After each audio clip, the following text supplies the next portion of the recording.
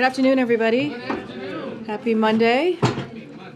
I have two things before we get to our guest this morning or this afternoon.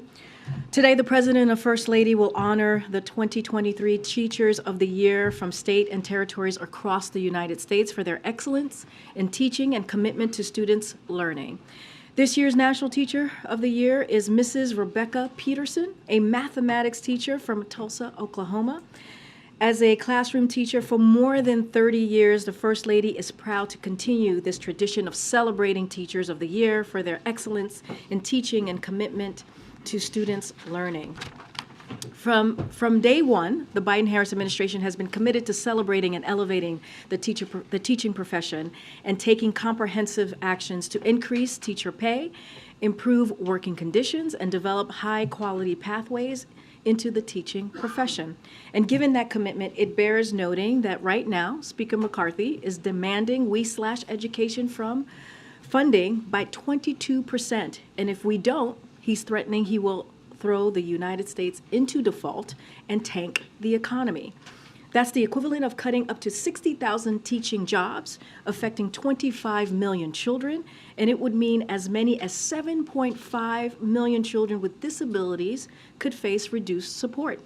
So today, while celebrating our nation's educators, the President is going to talk about why slashing funding for education is the last thing our country needs, and why this administration is focused on supporting our teachers and schools.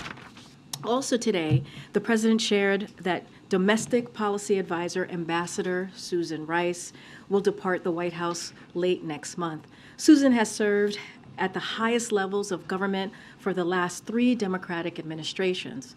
8 years in the Clinton administration, 8 years in the Obama administration, and since day one here with President Biden. It's truly very impressive. She has served as National Security Advisor, UN Ambassador, and for the last 2 years brought steady and capable leadership to the Domestic Policy Council. Thanks to her tireless efforts, we expanded and strengthened the Affordable Care Act, released a comprehensive national mental health strategy, and finally enabled Medicare to negotiate lower prescription drug prices for seniors and cap the cost of insulin at $35. We've taken historic actions to reduce gun violence and advance police reform. We are making college more affordable and accessible and fighting for student debt relief. And we are increasing access to high-quality child care and long-term care. As the only person to serve as both National Security Advisor and Domestic Policy Advisor, Susan's record of public service makes history. We are so grateful to Susan for her service over the last 2+ years and to throughout her career to our country. On a personal note, I have known Susan for many, many years. She has become a friend and a mentor to me, and I am very sad to see her go, but also very thankful for her service to this country. With that, our National Security Advisor is here today to talk a little bit about the upcoming state visit with South Korea, and also take any other questions you may have on Sudan and other foreign policy items. Go ahead.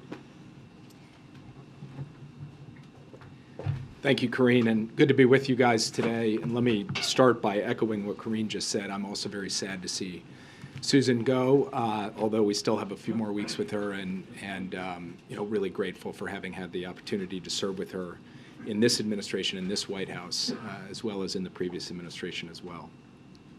As Karine said, I'm going to make a few comments at the top, and I hope you'll bear with me because I want to be able to talk through both the situation in Sudan and the upcoming state visit by the President of the Republic of Korea, and then a brief comment on what we saw unfold up in New York today with Foreign Minister Lavrov's visit, and then I'll be happy to answer your questions. As you all know, on Saturday, on the President's orders, the United States military conducted a successful operation to extract all U.S. government personnel from Khartoum.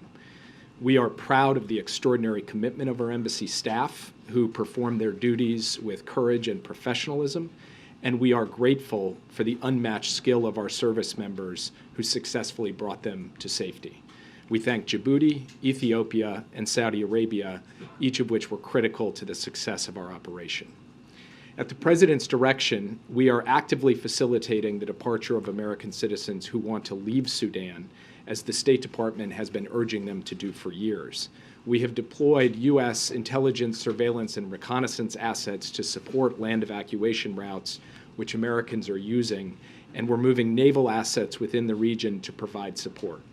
American citizens have begun arriving in Port Sudan, and we are helping to facilitate their onward travel.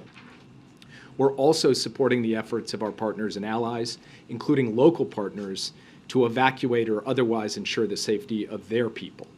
U.S. Africa Command has established a deconfliction cell for this purpose. We've made clear to the highest levels of both the Sudanese armed forces and the rapid support forces that they are responsible for ensuring the protection of civilians and non-combatants, including people from third countries and humanitarian staff who are still to this day working to save lives. We continue to condemn in the strongest possible terms the violence between the SAF and the RSF, and we have now deployed a USAID Disaster Assistance Response Team, a DART team, to the region to help coordinate our humanitarian response. This tragic violence has already cost the lives of hundreds of innocent civilians. It is unconscionable. It must stop. The belligerent parties must implement an immediate and unconditional ceasefire, adhere to international law, allow unhindered humanitarian access, and respect the will of the people of Sudan to return to a path of civilian rule. I want to stress that we have only temporarily suspended operations at the U.S. Embassy in Sudan. We fully intend to resume those operations as soon as it is safe to do so. We remain deeply committed to the Sudanese people and to their future. Also, as you know, President Biden will welcome President Yoon for the White House's second official state visit this week, marking the first state visit by an Indo-Pacific leader during the Biden-Harris administration. This visit also marks 70 years of the U.S.-ROK alliance. We're celebrating the last 7 decades of this alliance, and we're looking forward to the next 7 decades. Under the Biden-Harris administration, the U.S.-ROK alliance has grown far beyond the Korean Peninsula and is now a force for good in the Indo-Pacific and around the world. The two leaders themselves have developed a rapport over the course of the less than 1 year since President Yoon took office in Korea. And they've had a total of 4 engagements already just in that short time. Our economic and people-to-people ties will be front and center on this visit. During the Biden administration alone, just in the last 2+ years, the Republic of Korea has invested over $100 billion in the United States. That is translating to jobs across this country. This includes the Samsung semiconductor fab in Texas, Hyundai's work to build an EV factory, significant new investments by SK and battery plants, among others. The summit will also celebrate what we've been able to do under President Yoon's leadership since he took over. From unveiling its first ever Indo-Pacific strategy to being the first president of the ROK to ever attend a NATO summit, to co-hosting the second Summit for Democracy, the ROK is stepping up around the world. President Yoon has also shown determination and courage in his moves to improve ties between the ROK and Japan, an issue that has long been of deep interest to President Biden. Together, President Yoon and Prime Minister Kishida are strengthening the ROK-Japan relationship in ways that leave us all stronger and have helped contribute to a stronger trilateral relationship among the United States, the ROK, and Japan. This visit, of course, also comes at a critical moment as North Korea continues to develop its nuclear and missile capabilities. The two leaders will have a chance to consult closely on that. President Biden will reinforce and enhance our extended deterrence commitments to South Korea with respect to the threat the DPRK poses. The alliance remains committed to pursuing dialogue with the DPRK to achieve a peaceful diplomatic resolution to longstanding differences and to achieve the complete denuclearization of the Korean Peninsula. We are ready to meet at any time, at any place to address serious concerns, and we are open to the possibility of humanitarian assistance with appropriate safeguards to help the people of the DPRK. While we've long been focused on the Korean Peninsula, though, this alliance is doing far more than ever around the region and around the world. The ROK, for example, has stood fast in support of Ukraine since Russia's brutal invasion over a year ago. The The ROK is committed to provide over $230 million in humanitarian assistance since Russia's invasion, which includes non-lethal military aid, medical supplies, and generators. And the ROK has also joined the international community by implementing sanctions and export controls on Russia. On Wednesday, President Biden and President Yoon will announce major deliverables on extended deterrence, on cyber cooperation, on climate mitigation, on foreign assistance, on investment, and on strengthening our people-to-people ties. And we'll have more to share on the specific deliverables tomorrow and going into Wednesday. Lastly, I just want to take a moment to recognize and lift up the words of Elizabeth Whelan at the UN Security Council today. As you all know, Elizabeth is the sister of Paul Whelan, who has been wrongfully detained in Russia for far too long now, despite our quite extraordinary efforts to bring him home, which the Russian government has repeatedly spurned. I've met Elizabeth, and I've felt firsthand what the UN Security Council saw up close today. She is an incredible voice for all of us who are outraged by the practice of wrongful detention. We'll keep working until we brought Paul home, and we will keep working until we brought Evan home and all Americans globally who are wrongfully detained or being held hostage. Thank you again for your patience in hearing me out, and I'd be happy to take your questions. Yeah. Thank you. Starting on facilitating the departure of Americans from Sudan, what is that American boots on the ground? How many of the estimated Americans who are there do you intend to get out, or can you plausibly get out of the country? Well, first, we have not put American boots on the ground in Sudan other than for the brief period that we brought the military in to evacuate our personnel. We have placed ISR assets, intelligence, surveillance, and reconnaissance assets over the land evacuation route to help facilitate safe travel by land from Khartoum to the port of Sudan. And we have started to see a more regular pattern of convoys begin to arrive, including convoys that have Americans in them. Once at the port, then, we are using diplomatic facilities in neighboring countries to help those Americans with their onward travel so that they can get safely out of the country. We anticipate that this route will continue to be available for Americans who are looking to leave, and convoys continue to get organized, depart Khartoum, and arrive at the port of Sudan. As I mentioned, we have also begun to move naval assets for any potential contingencies off the coast of the port of Sudan. Those are the major ways in which right now we are providing the kind of support and facilitation to help Americans who want to leave be able to leave, and Americans are in the process of availing themselves of that. And as I said before, we have seen Americans begin to show up in the port of Sudan. Yeah. Thanks, Jake. I'm just following up on that, and maybe this is what some of the naval assets are for in terms of contingency planning. Are there U.S. emergency assets outside of or beyond the intelligence capability and assets that could be called on should one of the convoys that has U.S. citizens inside of it come under attack?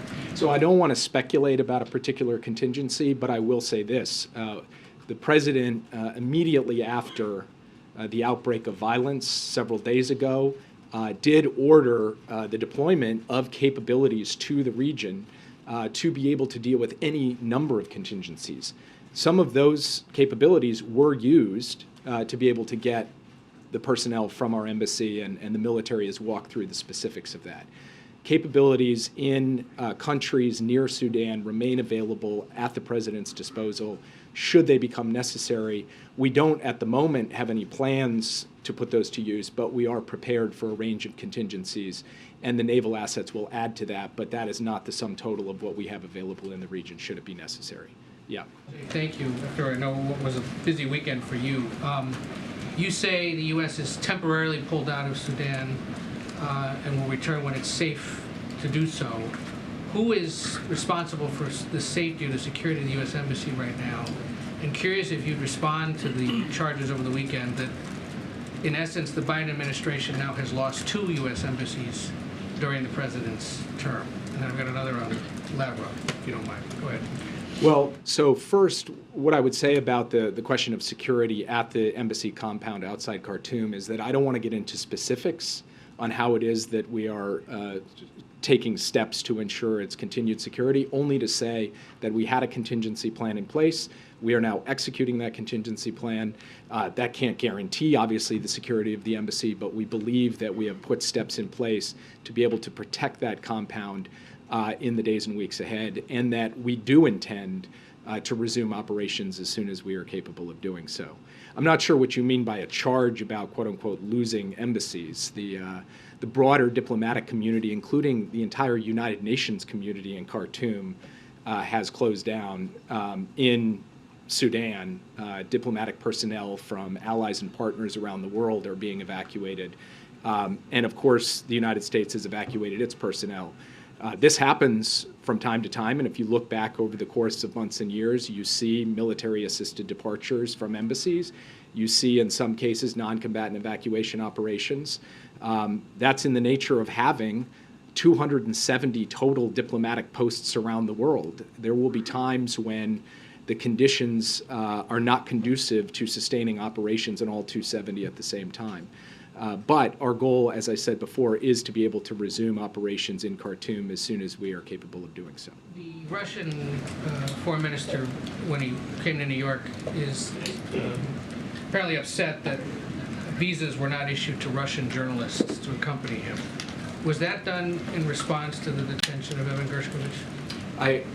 As you know, when it comes to visa matters, that is a matter for the State Department, who is statutorily charged with the responsibility of taking visa applications and responding to them. So it wouldn't be appropriate for me to comment on that. I'd refer you over to the State Department.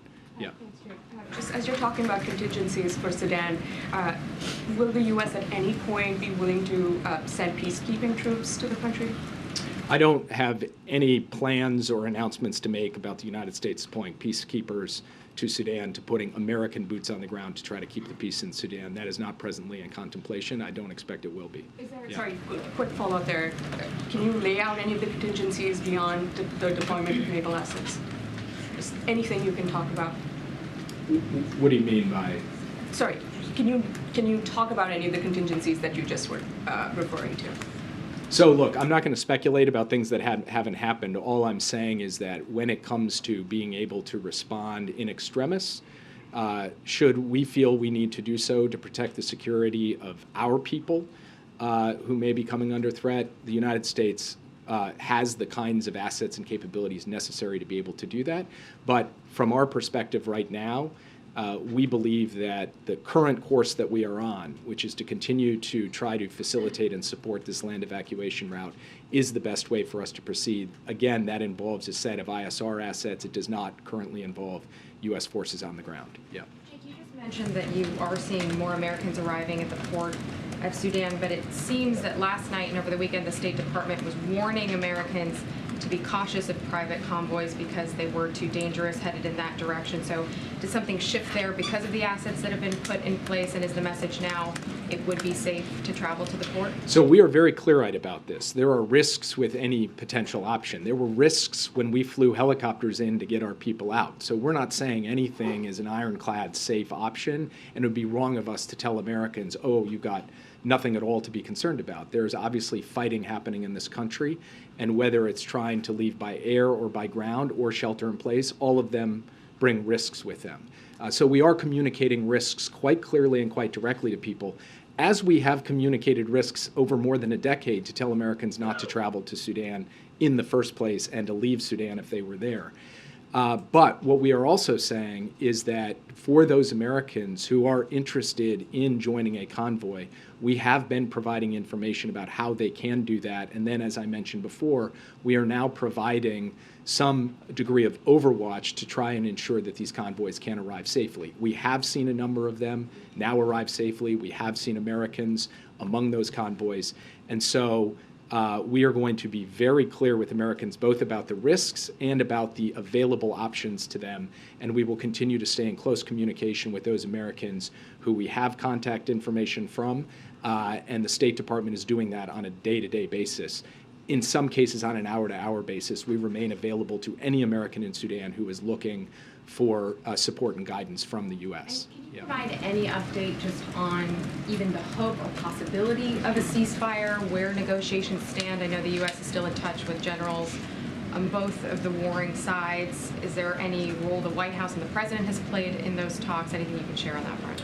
So we have had from the White House a number of conversations with key people in Sudan, as well as from the State Department and from our ambassador on the ground, who was in daily contact until he was pulled out, but will remain working the phones from his position now outside of the country. I don't want to speculate about what will or won't happen because it's a very dynamic situation, but we have not given up on the notion that there could be a ceasefire that comes into effect and is durable. There was a ceasefire in place during a portion of the Eid holiday. There is, as we speak now, efforts by both sides to have a diminution in violence. There is a goal to continue extending that beyond the end of the Eid period, and we will keep working with close partners in pushing the two sides to try to deepen and extend the diminution in violence that we have seen and to try to get a permanent and durable ceasefire in place. I can't give you a prediction as to whether that is likely to be successful or unsuccessful. We see the risk of protracted conflict here, but we also see a possibility, one that we are going to exercise every tool we have available to us, that we could get to a ceasefire, and we want to drive to that if at all possible. Yeah. Jake, what more can you tell us about the contours of the nuclear deterrence package that you're going to announce this week? Should we view it in the context of the desire on the part of the majority of people in South Korea that they should have their own nuclear deterrence? We will have the two presidents actually release a statement that deals with the question of extended deterrence, particularly in the context of the threat and the evolving threat posed by the DPRK. I'm going to wait until we roll out that statement. I won't preview it in great detail from this podium, but what I will say is that we believe that that statement will send a very clear and demonstrable signal of the United States' credibility when it comes to its extended deterrence commitments to the Republic of Korea and to the people of Korea. And we also believe that the ROK has been a good steward of its non-proliferation obligations under the NPT and will continue to do so. Yeah. Thanks, Jake. One of the early kind of themes of the messages of the administration was foreign policy for the middle class. I was just wanted to ask, is that still a driving theme? And is it now harder to achieve considering these increasing challenges around the world? What's going on now in Sudan, pardon me, as well as Ukraine? So, I've heard some voices saying, for example, we shouldn't support Ukraine because we have to be focused at home. And my answer to that is the same answer the Democratic and Republican presidents have given over the course of decades, which is we're the United States of America. We can and must do both. We can look after our people at home and make far-reaching investments in the middle class here for good-paying jobs for years and decades to come, while also standing up for the values that we hold dear around the world, including the value of freedom and freedom for the people of Ukraine. We are capable of doing both, and that's not an abstract proposition. That is the last year since the war broke out. In that time, we have not only mobilized an international coalition to resist Russian aggression and to protect Ukraine as a sovereign and independent country, we have also made historic investments in clean energy, in infrastructure, in technology, in the United States, investing in this country in ways that are going to make the middle class stronger, more vibrant, and bigger than it was when President Biden took office. So from my perspective, the United States has significant obligations around the world, obligations that relate directly to our national security and to the well-being of working people here in this country. We will discharge those obligations. We will do that while at the same time putting in place the most significant set of investments in more than a generation in working people, middle-class people in the United States. And so I think the results speak for themselves. And the answer is yes, we still are committed to a foreign policy for the middle class. Yes. Thanks, Jake. You said from the podium that the U.S. government has been telling Americans not to go to Sudan for more than a decade, and if they're there, to leave. Obviously, that message has had limited impact because there are thousands of Americans who were living in Sudan when this fighting broke out. Is there more that needs to be done for Americans in countries where you think they should not be to drive home that message in a more direct way so that they're not in harm's way when danger erupts? Look, Americans are free people. We cannot dictate where they travel, tell them they must go or not go to a particular place. We can only give them the best, clearest, most sustained, most consistent advice. And we have been as clear, as consistent, and as sustained as we possibly can over the course not just of this administration, but previous administrations, to tell people about the dangers of living in Sudan. I would also point out that the American people do need to understand, as I've stood at this podium and said in other contexts, like in Ukraine, it is not standard practice for the United States to send in the U.S. military into war zones to extract all American citizens. We didn't do it in Libya, we didn't do it in Syria, we didn't do it in Yemen, and no, we didn't do it in Ukraine. Afghanistan was a unique case involving the end of a 20-year war that the United States was centrally involved in. But Americans should understand that we will go to great lengths to support and facilitate their departure from difficult circumstances, that we will try to protect them from harm as best as we possibly can, but that there should not be a broad expectation of a massive military operation to seize an airport or otherwise evacuate people from a country. And that has been the pattern over the course of many years. It is the exception, not the rule, for us to do something like that. Yeah. So when it comes to those great lengths you just mentioned, Kirby this morning said that right now, you know, it's not very safe to try and run some larger evacuation, but should we take that to mean that there is a willingness to conduct a larger scale evacuation if and when conditions improve, or no? Well, there's certainly a willingness to take steps to help Americans be able to get out of the country. And if those steps in a risk analysis included, you know, potentially facilitating civilian flights or anything else along those lines, the president has asked for every conceivable option to be able to help Americans. We would like to help as many Americans go as possible, but we want to be able to do so in a way that is fundamentally reducing overall risk, not increasing overall risk. That's the calculus that we're making on a day-to-day basis. And right now, we believe that the best way for us to help facilitate people's departure is, in fact, to support this land evacuation route, as well as work with allies and partners who are working on their own evacuation plans as well. Can you just take us a little bit behind the scenes of the president's decision to evacuate the embassy on Friday night? What was it that tipped the scale for him to realize, you know, this is go time? I think it was a combination of three things. One, the opportunity presented itself because it became clear to us that this was a viable operation, that we could run it, we could do it, and so he thought, okay, you've given me an option that will be successful. Second, it became clear also that there was a decent likelihood that we would see some form of protracted conflict, even if punctuated by moments of ceasefire. And so we couldn't just wait for the end of this all. And then third and finally, there were considerations, which I won't go into great detail here, involving how long you can sustain a platform with a full complement of U.S. personnel living at an embassy indefinitely, while fighting is raging and supplies are difficult to obtain. So you put all of those things together, the president felt this was the right moment, it was the right opportunity. He directed his military to seize that opportunity, and they successfully carried out the mission. Thank you, Jake. On Ukraine, I wanted to give you the opportunity to respond to a former White House stenographer who this month outed you as an anonymous senior administration official who briefed reporters on Air Force Two en route to Ukraine in 2014. He says that you spoke about giving aid to the Ukrainian national gas industry just days after the second son had secretly joined the board of a Ukrainian gas company. He says he considers you part of a corrupt influence peddling conspiracy. He wants to testify to a Delaware grand jury about it. Do you have a response to that? And were you part of a corrupt influence peddling operation involving the Biden family in Ukraine or any other country? No. Yeah. Thank you so much, Jake. Two questions. One about the conversation I had with your counterpart from Brazil about the Lula comments on the war in Ukraine. Do you believe that conversation put the episode behind smoothing the situation. And today Brazil condemned the violation of Ukraine territorial integrity at the UN Security Council. So right now, do you have confidence you can count on Brazil on the matter? Then I have another question about the delegation going to Colombia.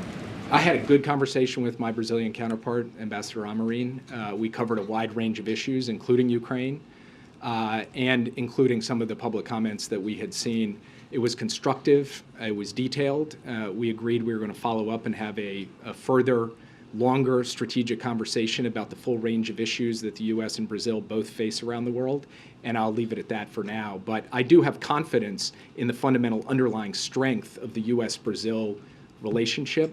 It is a relationship of two great democracies, two peoples who are dynamic and innovative, and there's a lot of good work we can do together, including, for example, in protecting the Amazon, and President Biden just made a significant announcement of U.S. support for a Brazilian initiative to be able to protect the Amazon.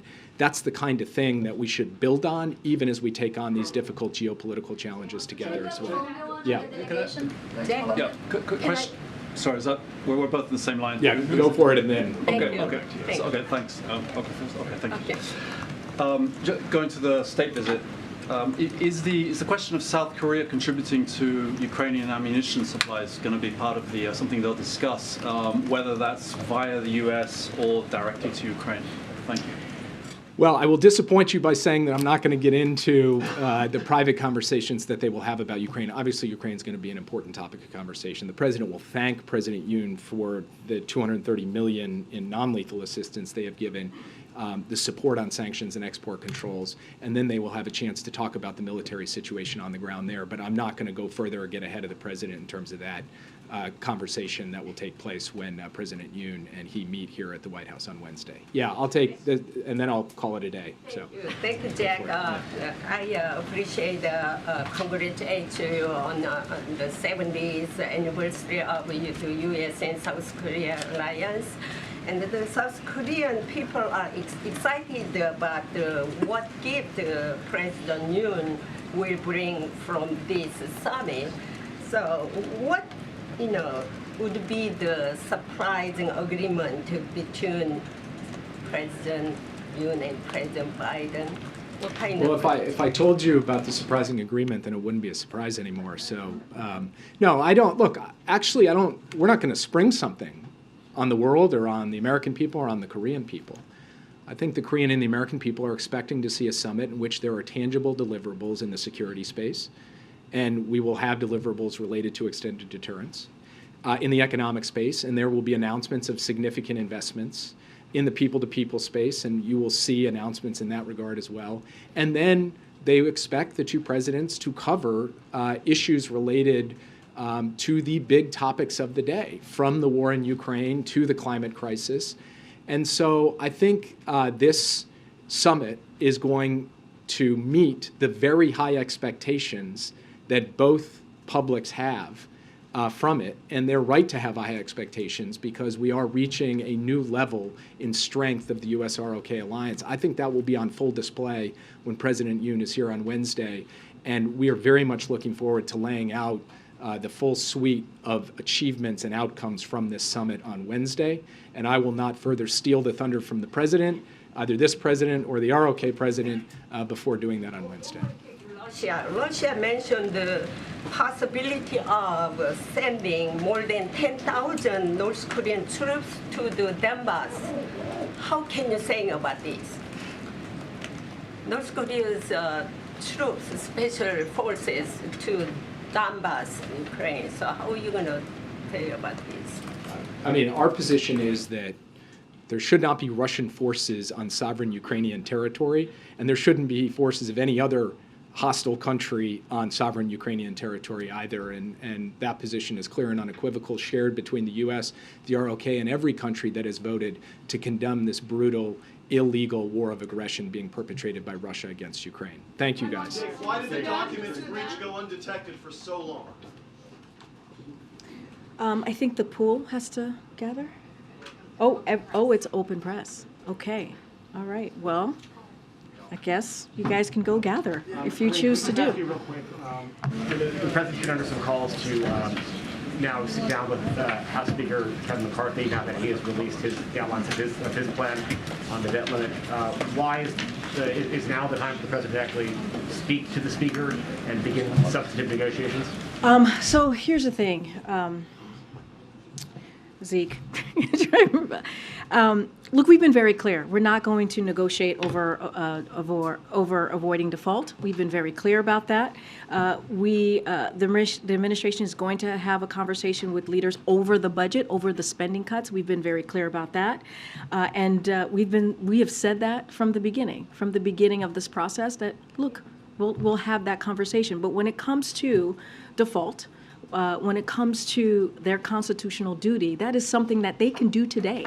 They can actually deal with something that would be devastating if they didn't take action, right?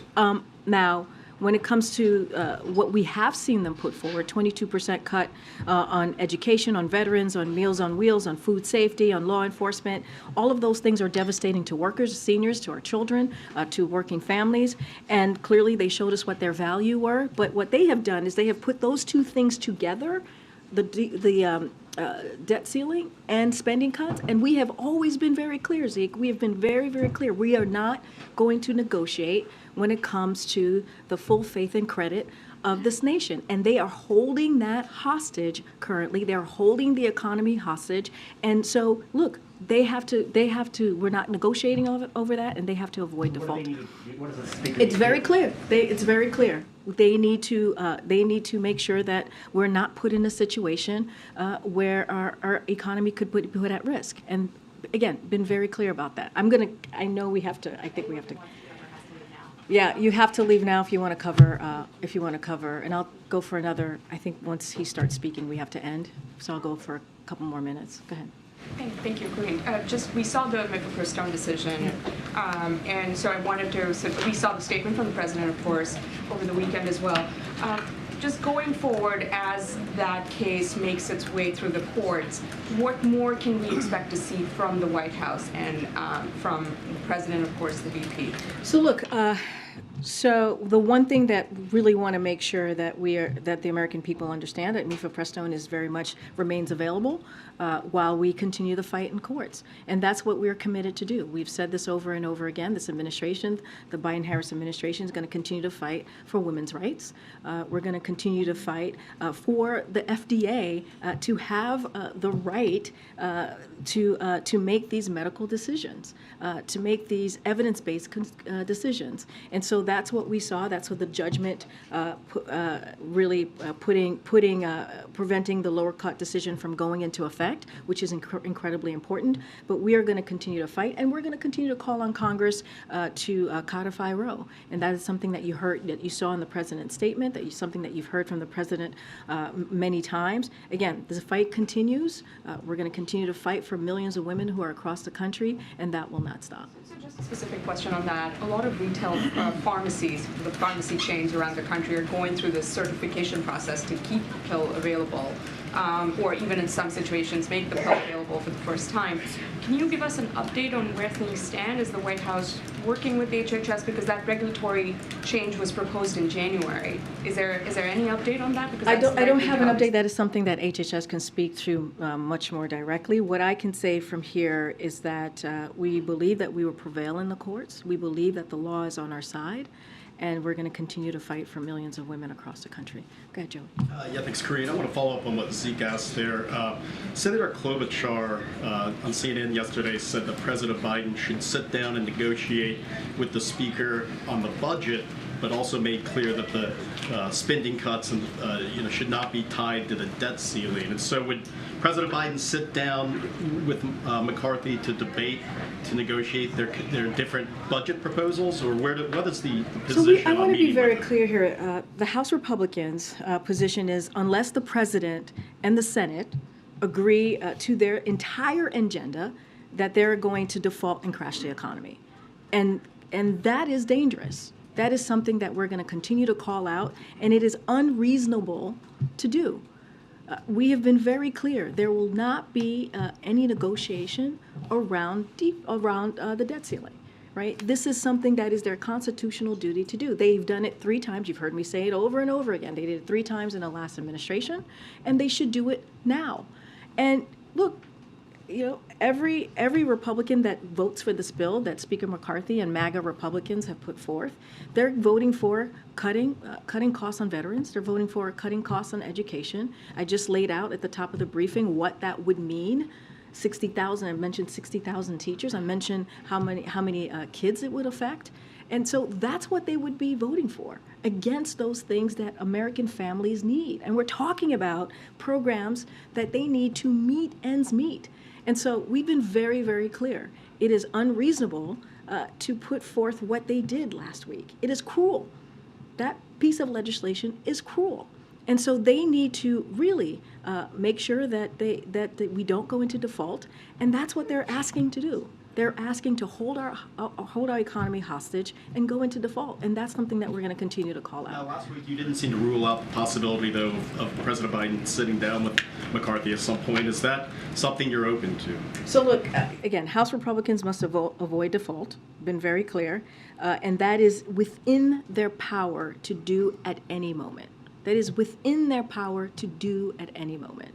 And so that's what we're expecting them to see. I think I have to wrap it up super quick, guys. Go ahead. On the teachers, in the Ralph Yarl shooting in Kansas City, local leaders are calling on the DOJ to step in and pursue hate crime charges. Is that something that the White House would support? I'm not going to get ahead of the DOJ. That's something that they need to decide. We've been very clear about Ralph Yarl. As you know, the president spoke to him and his family last week to wish him a speedy recovery. And we've been very clear on how we see moving forward when it comes to gun violence, and Congress to do more, Republicans in Congress to do more. Person said the president was politicizing the situation. Do you believe that the president was politicizing? I'm sorry, I didn't hear the The first governor part. of Missouri said the president was politicizing the situation. What the president is doing is trying to protect families and communities across the country. That's the action that this president has taken the last 2 years, doing almost 24 actions and executive orders to make sure that we are stopping taking steps to stop an epidemic that we're seeing with gun violence. And that's what he should do as president. Now we ask the House Republicans to do the same, to have some courage so we can protect our families and protect our kids. Thanks, everybody. I'll see you tomorrow.